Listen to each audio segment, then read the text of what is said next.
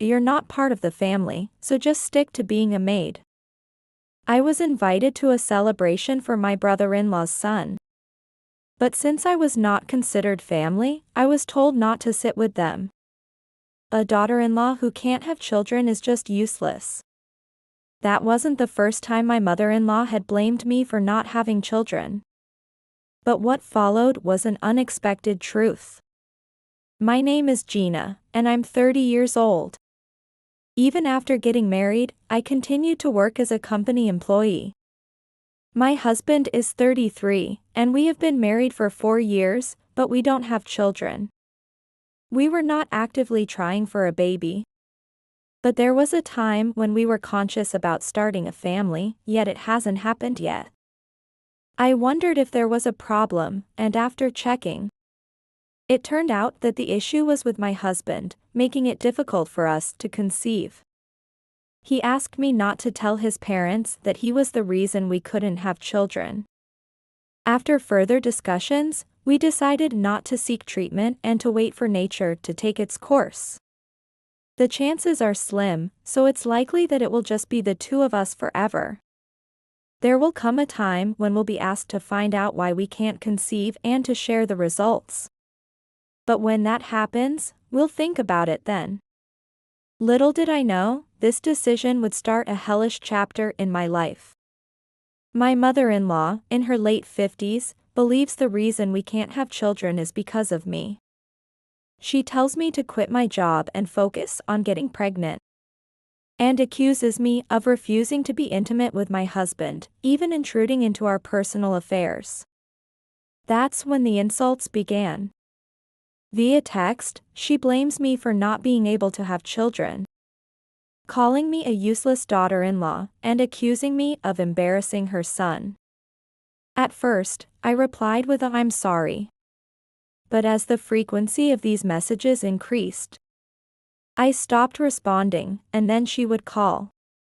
The content was the same, but I could sense malice in her voice. She would call when my husband was not around, not as frequently as she texted. But her voice lingered painfully in my ears. Despite this, I only meet her about twice a year, so I chose to endure. However, gradually, the stress began to manifest physically. One day, my nephew, the son of my brother-in-law, won a painting competition. And the celebration was held at the in-laws' house. As all the relatives were gathering, we had no choice but to attend.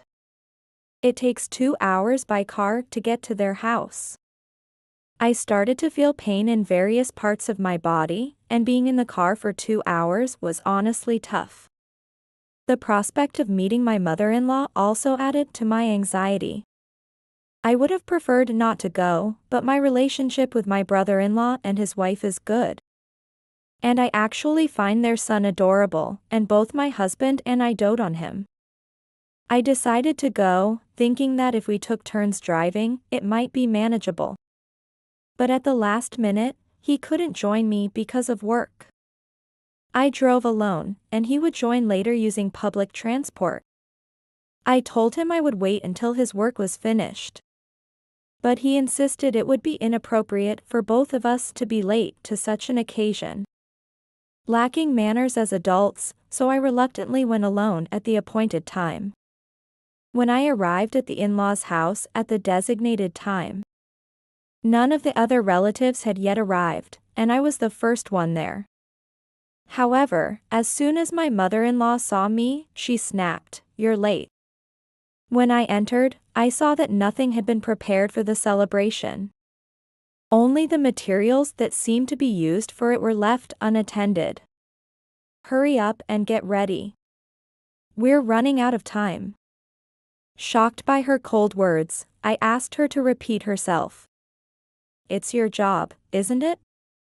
A daughter-in-law isn't a guest, so get to it right away." It was as if she had left everything for me to do. Furthermore, my mother-in-law said, "After being a homemaker for 4 years, you should know just by looking at the ingredients what to make, right? Even a daughter-in-law who can't have children should at least know the child's favorite foods. Shouldn't she? She continued her relentless attacks on my inability to have children. Despite my resistance, I lacked the strength to fight back and began preparing in silence. As the preparations neared completion, relatives began to gather at the in-laws' house. My brother-in-law and his son arrived around the same time, and the son came into the kitchen. When he asked what I was making, I replied that it was something he liked, and he smiled happily. Seeing his smile alleviated some of the pain from my mother-in-law's harsh treatment. However, my brother-in-law's wife was nowhere to be seen. Considering my mother-in-law's personality, it is surprising she hasn't complained about the eldest son's wife not showing her face at a family gathering. Especially since today is her own son's celebration. I couldn't help but wonder why my sister-in-law was missing. Almost all the preparations were done, and most of the relatives had arrived. Only my husband and sister-in-law were missing, so my mother-in-law suggested we start eating. I naturally went to sit in an empty spot. However, my action was immediately stopped by my mother-in-law's comment. "What are you trying to rest for, Gina? If you leave, who will serve the food? Hurry, don't let us run out of drinks or food." I was told to ensure that food and drinks didn't run out. Furthermore, I was instructed to respond to requests for specific dishes as needed and to serve dessert at the right time. Was there even a dessert? Could it be that I am expected to make that too? Preparing dessert involves various steps and takes time. Am I supposed to do that now? You mean you haven't prepared it? What a disappointing daughter-in-law. Even with such harsh words, I had no choice but to obey her. If I protested here, she would undoubtedly claim in front of all the relatives gathered that it was my fault for not having children. I went back to the kitchen, started preparing the dessert, kept adding to the dishes, and occasionally went around serving drinks. Then, a few of the relatives began to say, "It seems unfair to rely solely on Gina." And a few women started to get up. But my mother-in-law sharply stopped them. "It's fine, Gina is useless except for these kinds of things." Another relative asked her what she meant by useless. Isn't it obvious? A daughter-in-law who can't have children. She's just a burden. The room went silent for a moment. That made her next words echo even louder. A daughter-in-law who can't produce children is useless. She's not part of the family, just a nuisance. I knew she was saying this because she understood I couldn't retaliate. I couldn't make a big scene there. I managed to contain my desire to argue back. But it seemed I was glaring at my mother-in-law unconsciously. So scary. What a look you're giving me, you. I'm just stating the truth. In our family, Gina, you are the only daughter-in-law who hasn't given birth.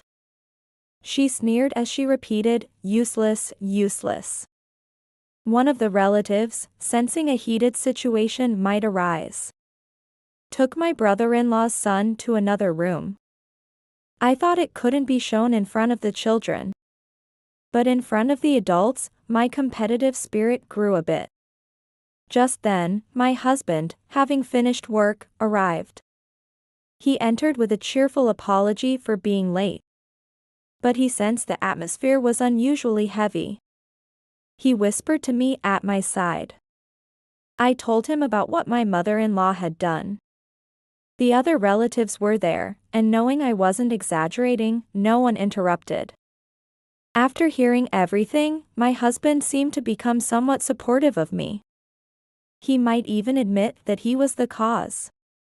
After listening, he turned to my mother-in-law and exploded, saying she had gone too far, that there were things that should and shouldn't be said. My mother-in-law looked displeased, but didn't seem to plan on arguing back against my husband. This might keep her quiet for a while. I was hopeful, but the next words from my husband felt like a betrayal. In a whisper that only I could hear, he said, "Well, infertility is a fact, after all. Try to understand the feelings of a mother who cannot hold a grandchild from her own son. Infertility is indeed a fact. But even though the cause lies with him." He spoke as if it was someone else's issue, prompting me to quietly counter. "The cause of infertility is you, isn't it?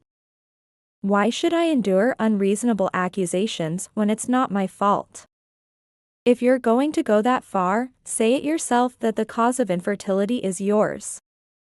No, that's a bit. Well, as a man, things like dignity and position. You understand that, right, Gina? Since you work and understand a man's position. His voice was strained, and his demeanor was flustered as he argued. Furthermore, he shifted the blame shockingly. After all, isn't pregnancy a woman's job? Don't just blame me without doing your part as a woman. His clear assertion was overheard by my mother-in-law, who seized the opportunity to retaliate. "I'm blaming my son because you're incompetent. What kind of daughter-in-law are you? I've never seen a daughter-in-law as shameless and audacious as you." She insulted me excessively. Amidst this, no relative dared to oppose her, but my brother-in-law spoke up. "Enough is enough." I was surprised that someone known for his mild manners could shout with such authority. "Not only did you torment my wife, but you've been harassing Gina too. You haven't learned your lesson from bullying your daughters-in-law." I had wondered why my sister-in-law wasn't at this gathering, and now I understood. When I was dating my husband, my brother-in-law and his wife were living in the family home. However, the next time I visited, the brother-in-law's family was gone. And I was told by my husband that they had moved due to my brother-in-law's circumstances. I thought my husband and I would end up living with my mother-in-law. But because of my husband's work, we didn't discuss living together and settled in a new home 2 hours away by car. At this gathering, my brother-in-law spilled the beans about what happened to their family. They had gotten pregnant soon after marrying, and my mother-in-law was thrilled. However, when a girl was born, her attitude changed dramatically. "A girl means nothing. If you're the wife of the eldest son, you should give birth to a boy. A daughter-in-law's worth is measured by her ability to have boys. Having a girl is a waste, as she'll just end up in another man's house, so why waste money raising her? You're a daughter-in-law, so you should understand a woman's role, right?" Under the pressure of these imposed values, my sister-in-law became mentally unstable. The doctor advised her to start by distancing herself from the cause of her stress. Seeing the severity of the situation, my brother-in-law reached his limit and decided to leave the family home. Some of the female relatives looked down, unwilling to even look at my mother-in-law. Perhaps they knew my sister-in-law was being mistreated in this home. Witnessing yet unable to speak out against my mother-in-law's significant presence, the reality of the long-standing abuse was exposed by my brother-in-law. And my mother-in-law looked at him as if he had said something unnecessary.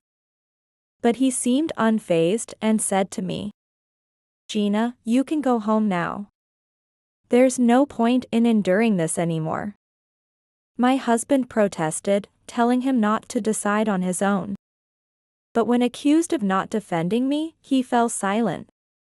I handed the car keys to my husband and decided to return home using public transport.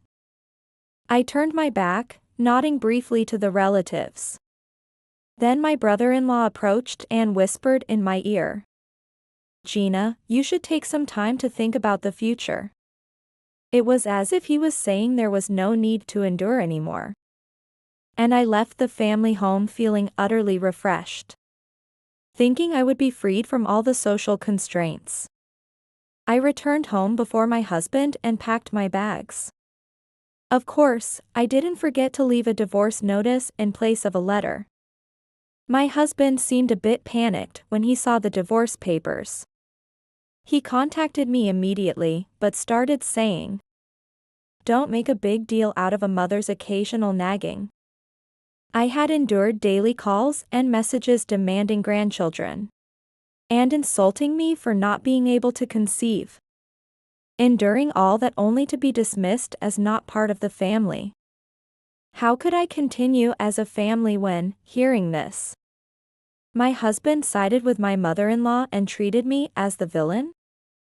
My resolve will never change, so I told him to sign the divorce papers quickly and hung up.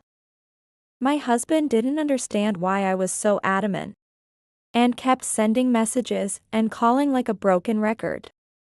Of course, I ignored them all. He should have taken a hint from the unread messages.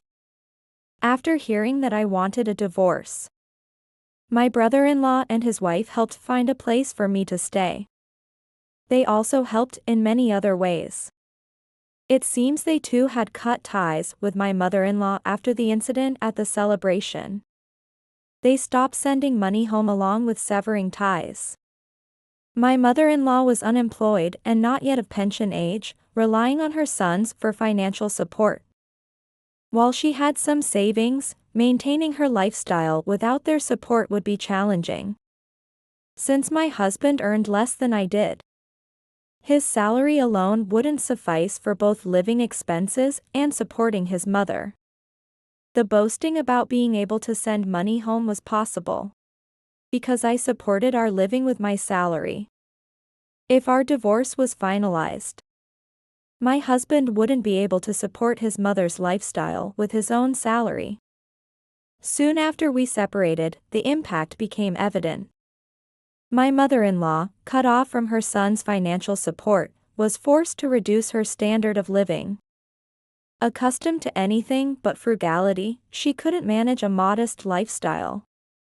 Overcome by her desires, she accumulated debt. And it seemed only a matter of time before she lost her house and land used as collateral. My husband also struggled financially. Apparently, my mother-in-law had asked him for money several times. Unable to give what he didn't have, their mother-son relationship became quite precarious. While he was reluctant to agree to the divorce, things settled surprisingly quickly once I hired a lawyer. This incident revealed my ex-husband's vulnerability to authority. Had I known this sooner, I might have resolved many things from different angles. What was the point of all that needless endurance? Now, I'm enjoying a carefree life without any need for patience. Since I began thinking there was no need for endurance, my health, which had suffered under the strain of dealing with my mother-in-law, has shown signs of recovery. While the difficulty in conceiving was partly due to my husband, the main factor was my mother-in-law. I look forward to meeting someone with whom I can be family under any circumstances. But for now, I'm enjoying my newfound freedom a bit longer.